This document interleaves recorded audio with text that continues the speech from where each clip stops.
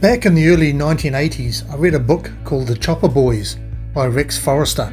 This was about the high-risk adventures in the early days of dead and later live deer recovery in the most remote parts of the country. Two places that were mentioned quite a bit in the book was the Landsborough Valley and Barn Bay, both located in the southern end of the South Island's West Coast Road. A chance conversation with Rod Corbett from Wanaka, and I was off to see both these places within a few weeks of each other.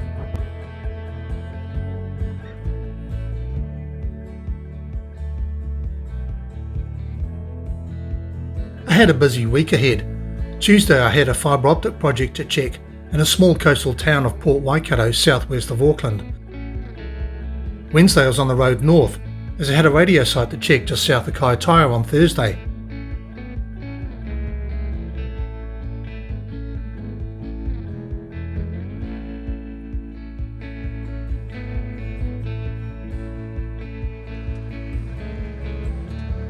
Radio site checked, I hit the road back south to Auckland, repacked my bags and caught a flight to Dunedin Friday morning. As chance would have it, I was due to be in Otago about the time of the Landsborough trip and would normally fly into Queenstown. But due to COVID restrictions, Air New Zealand were running with only half-full planes due to social distancing requirements. So there's no flights available into Queenstown for over a week either side of when I needed to be in Cromwell. As it turned out, a cheaper option was actually to fly in and out of Dunedin. So I took the opportunity to drive one of the great roads of New Zealand, State Highway 87 from Outram to Kyburn, and State Highway 85 to Alexandra through the glorious central Otago region at the perfect time of year.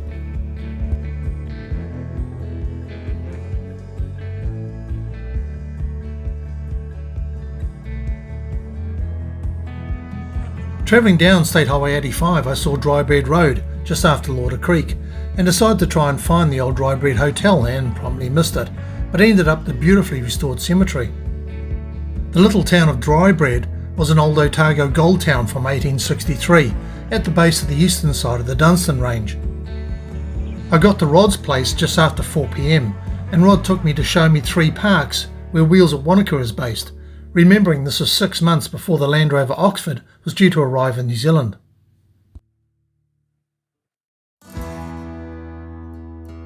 Coming from the north of New Zealand, the next morning was a bit cooler than what I'm used to, but we were soon on our way to Lake Hawea, where we met up with the Shotover 4-wheel drive club before hitting State Highway 6, heading over to the west coast.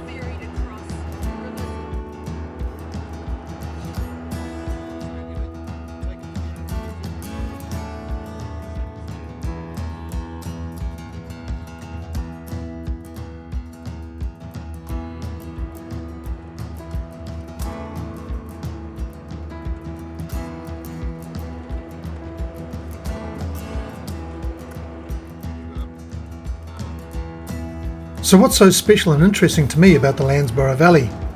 Back in the mid-1980s, my wife and I used to travel around New Zealand in a Series 3 long-wheelbase Land Rover, and we stopped off at a place called Pleasant Flat, just off the Haas Road next to the Haas River. But the view from the campsite looks straight up the Landsborough Valley. The Landsborough starts over 50 kilometres north of Pleasant Flat, at the neve between the Makero and the Mueller Glacier, high up behind the Hermitage Hotel at Mount Cook, and joins the Haas River right next to Pleasant Flat before flowing into the Tasman Sea.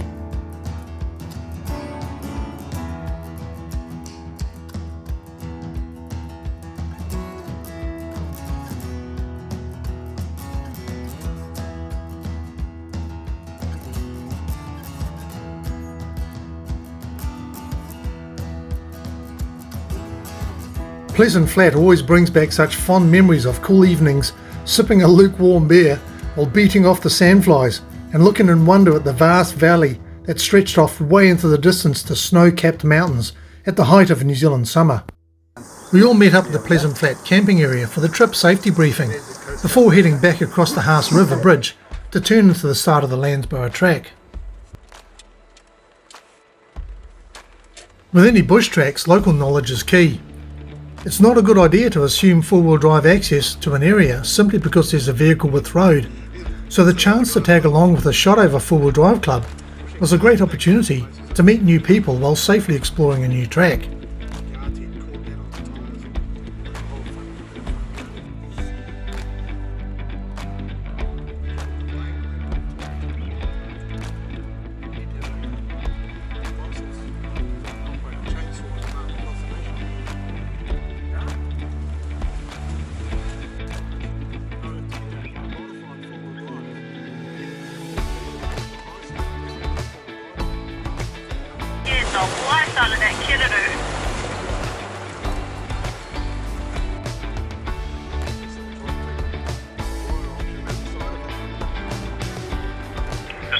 corner there, there's a tree in those lines.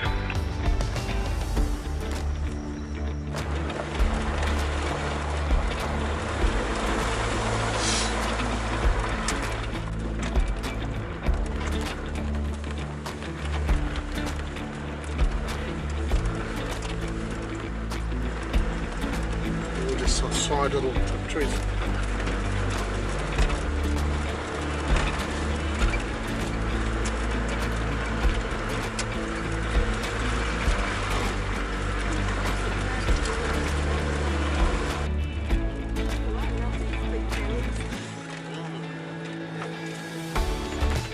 Never heard that. There's all that coverage.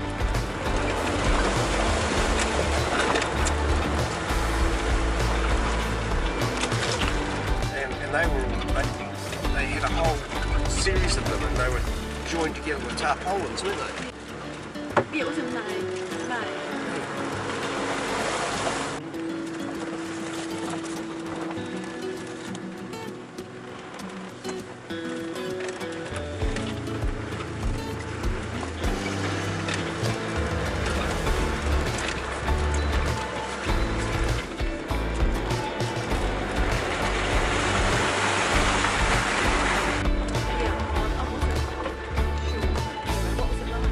Oh yeah, stone. Yeah. It took all the fun out of my photo.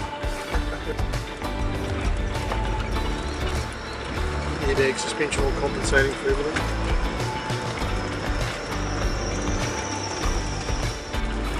Yeah, well they said that about the TD5 and it didn't. I mean, I started about 5 o'clock in the morning circling the house and squawking their heads off.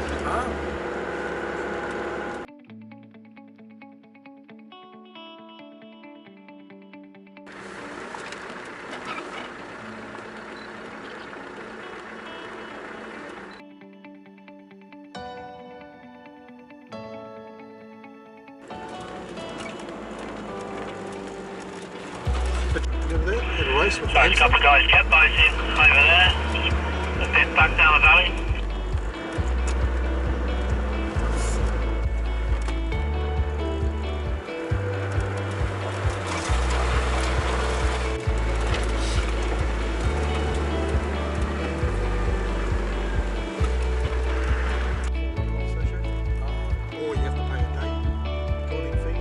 The Landsborough flats were initially used for cattle grazing, being one of the few flat grassed areas in the southwestland area, along with the Cascade Valley.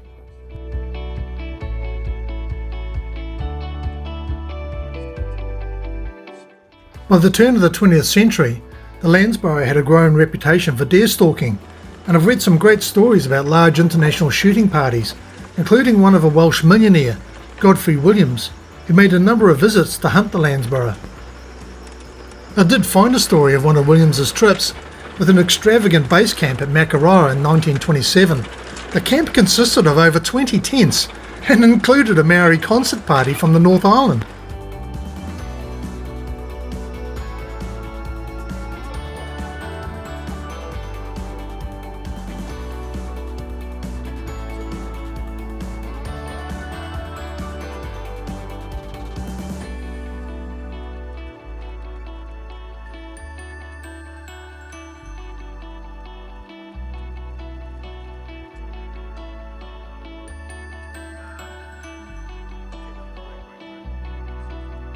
Sad side of the story, the deer numbers had risen to such a point there was no undergrowth on the west coast, resulting in massive landslides and stories of thousands of deer starving to death with the valley floors covered in bones. The New Zealand Department of Internal Affairs set up a government deer culling program and built huts in many remote areas all over New Zealand.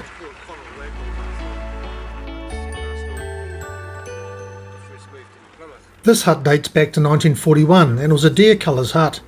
Supplies were dropped into the deer cullers by parachute up until an airstrip was built down by the river below the hut.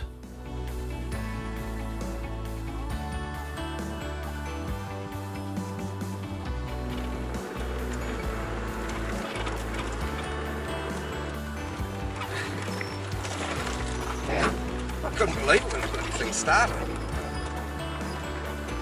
I couldn't believe it kept on going actually. As I said, if it was in high ratio, it would have just stalled out. I love it, it will just keep on going.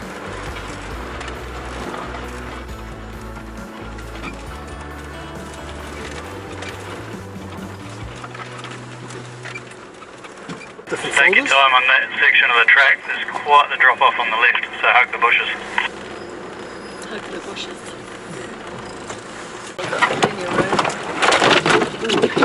That's a bit vicious. Oh. You lose something then, Rod, I think, did you? Yeah, broken your thing. Oh, again. Yeah. After a couple of vehicles sustained some damage to wing mirrors and side window deflectors, the call was made to stop the convoy and widen the access. A work party was assembled with the usual ensemble of machetes, slashes and pruning saws, all industriously chipping away at the overhanging foliage, when one chap arrived with a proper pine tree pruner. In just a few seconds he achieved more than the rest of us did combined, so we packed up our sandpit tools and left them to it. What a weapon the tree pruner was, with the added advantage of not leaving a sharp or jagged edge on the hacked off branch.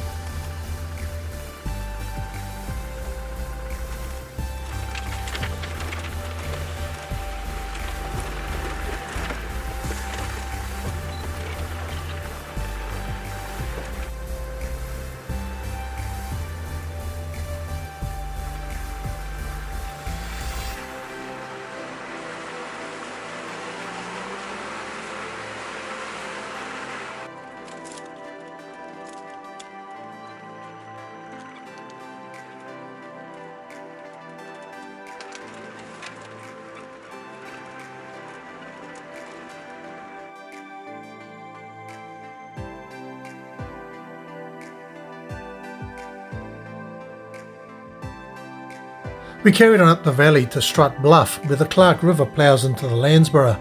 From here on there's no designated four-wheel drive tracks, and the river was running well, so it was a great place to stop for lunch before heading back the same way we came.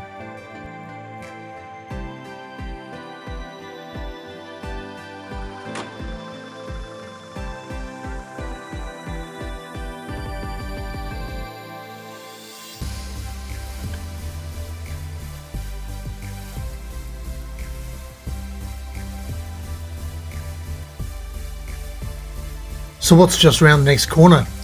As suggested, we've only covered a short section of the Landsborough Valley.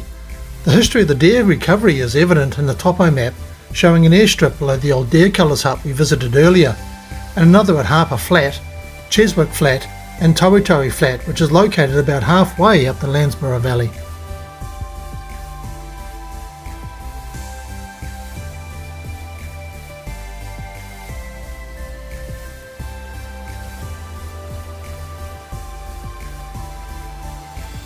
It was about 2 in the afternoon by the time we started to head back out. Being so far south at the start of spring, the light can start to fade in just a few hours from now.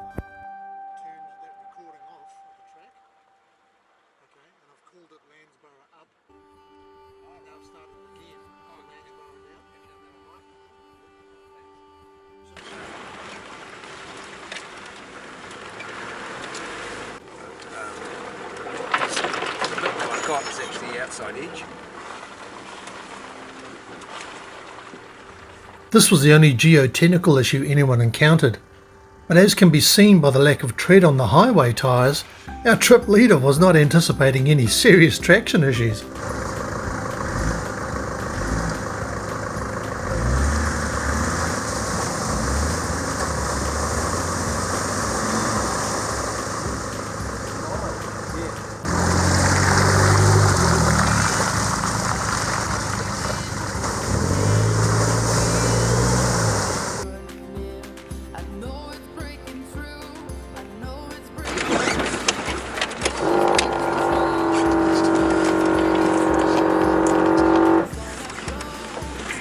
Al, are you there? Yes, I am.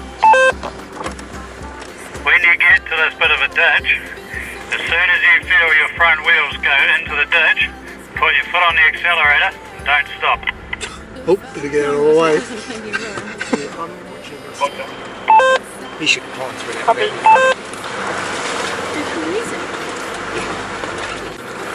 I like the other guy's instructions actually. Go fast, slowly.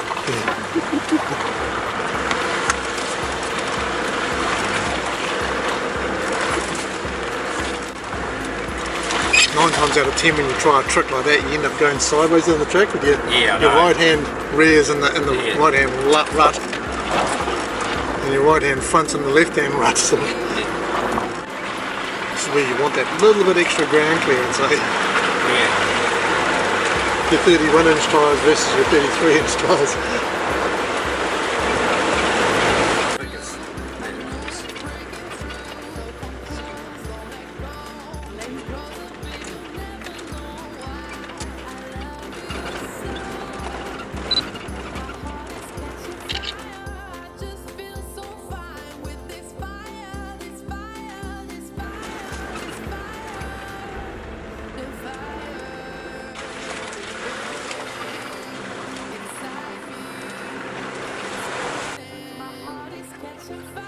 Sorry to use this. Send the AA. Contact details to my wife. She contact the AA and send you a through. And then the guy said, how much fuel you got in your car?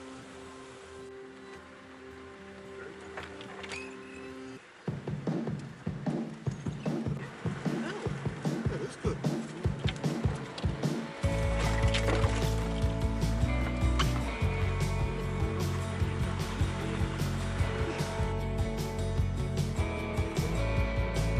Sealing around the intake, put that mesh over top of it. Got a strike,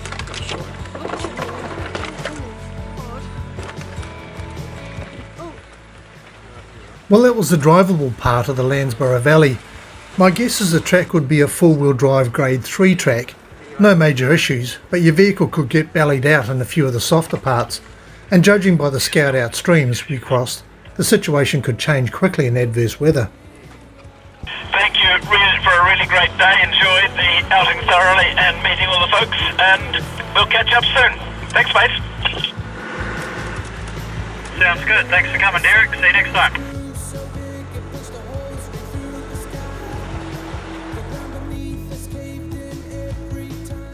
We stopped off briefly at Pleasant Flat again to pump the tyres up before heading back to Wanaka. It has snowed up there today, hasn't it? Yeah. It looks like it's a bit lower.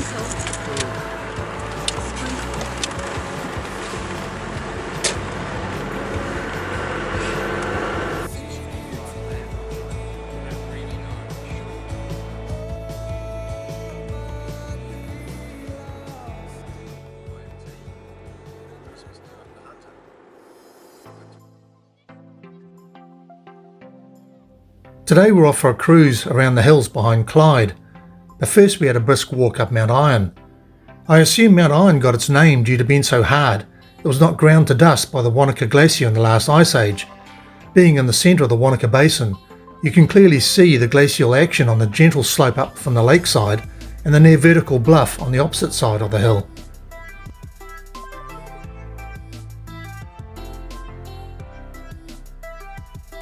I had a project to sign off on Monday morning, so Rod and Ann followed me to my Cromwell motel, where I dropped off my car and jumped into the Land-Rover to continue the journey to Clyde before crossing the Clutha River and heading up the hill to visit the Fraser Dam water reservoir.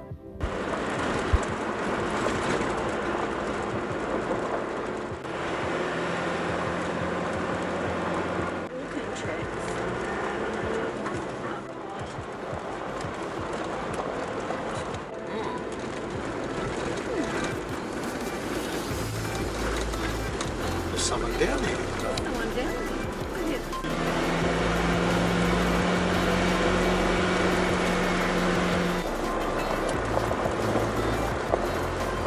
That road goes up a long way, eh? Let's have a look on Google Earth. See what's up there. There's only a small power feed coming in, so that must be just the control system. It's the same sort of dam they got at Manaboon, same sort of thing, you know. Fraser Dam is of a similar design to the other irrigation dams in the area that I've visited, Poolburn, Manaboon and Butchers Creek. These dams are built during the Depression years between 1929 and 1931 as an irrigation source for the farmers in the Clyde Valley below.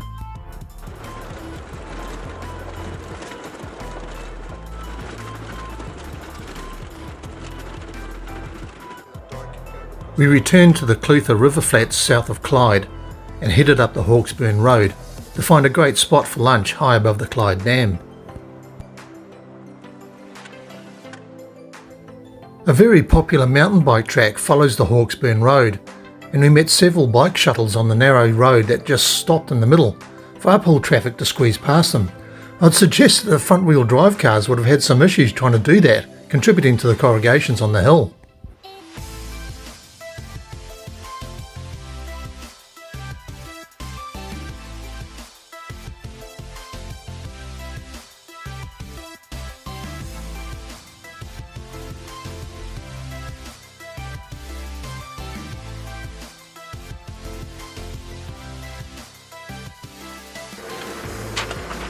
That's not terrible.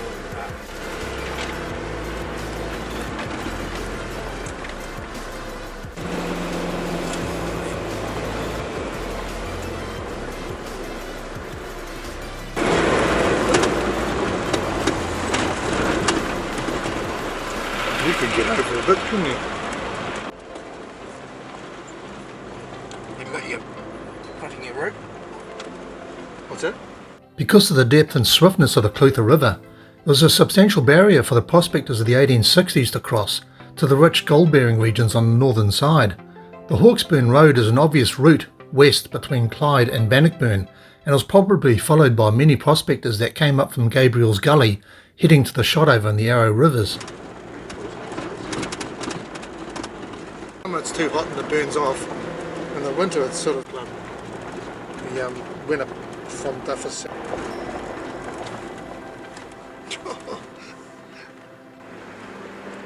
67.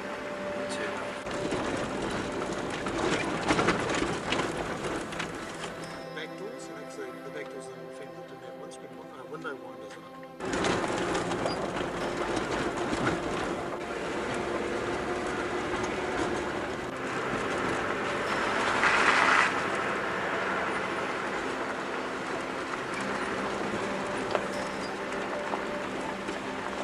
Find it dockland.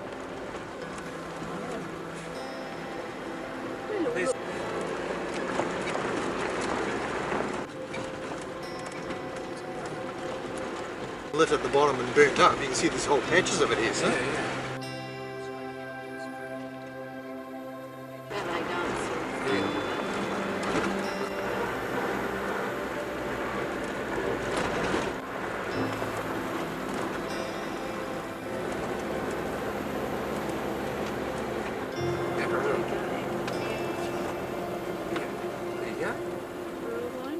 Wow, that's pretty impressive, isn't it?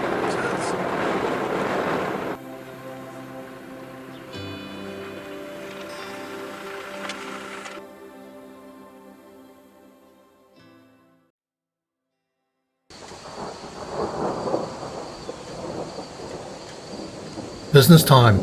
I had a project to sign off at Pisa Moorings just north of Cromwell before hitting the road back to Dunedin.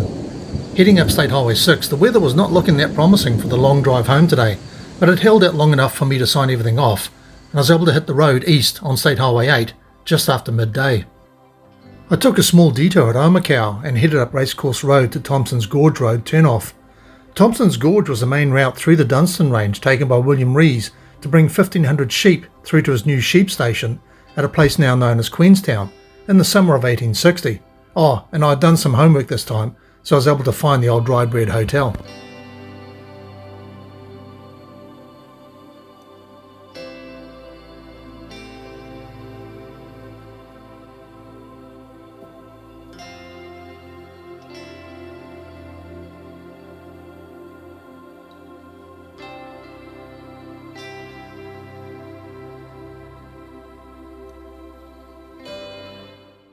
I decided to take the loop road out through St Bathans, which used to be known as Dunstan Creek. Alluvial gold was discovered here and extracted using high-pressure water cannons called sluice guns. The soft ancient riverbed was soon demolished and has since filled with water, providing a lake surrounded by a lunar landscape. The Vulcan Hotel is a local attraction. Formerly known as a Ballarat, it's said to be haunted by a young female sex worker who was strangled to death in the 1880s.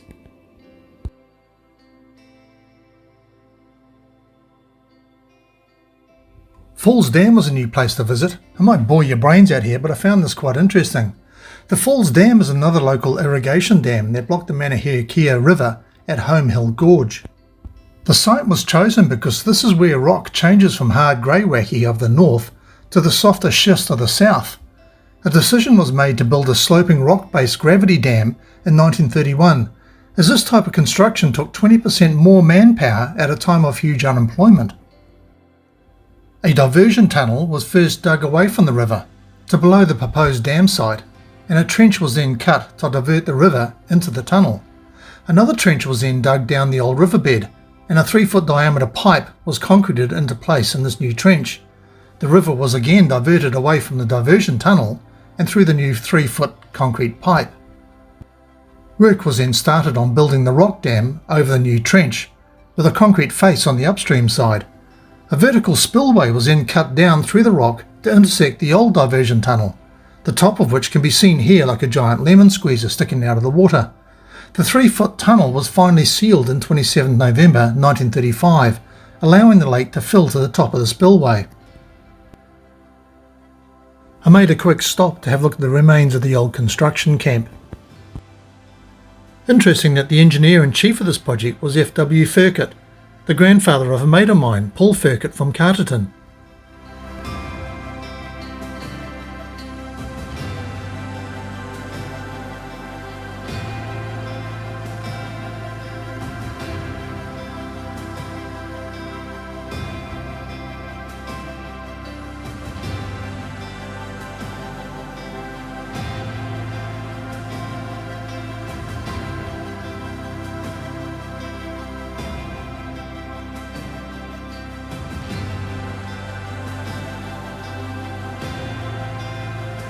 State Highway 85 from Kyburn to Palmerston follows the first route into the interior up the Shag River north of Dunedin.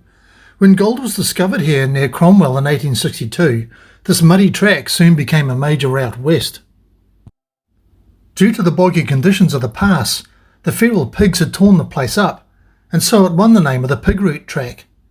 With the miners came tons of equipment being dragged over this pass by wagoneers, with 2 or 3 teams consisting of 10 or more bullocks in each team, turning the pass into a subalpine swamp. Cobb & Co ran a stagecoach service through here to the goldfields twice a week, and the roadside names like Dead Horse Pinch suggest the last section near the top caused the death of many a beast of burden.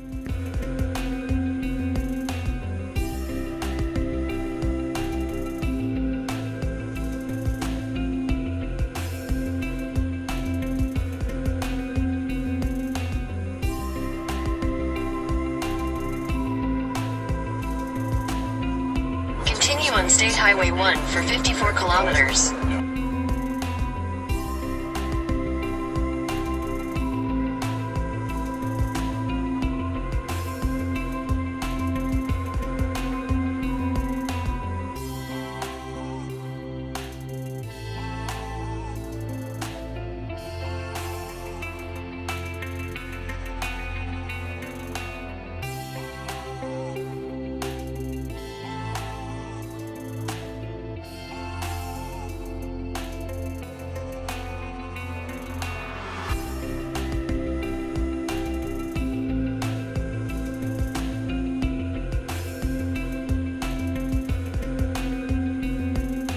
I spent the night at Mosgiel just south of Dunedin.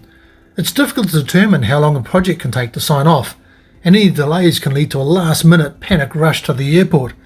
Many thanks to Rod Corbett for hosting me for a couple of days, and the Shot Over 4-Wheel Drive Club for organising the trip up the Landsborough Valley.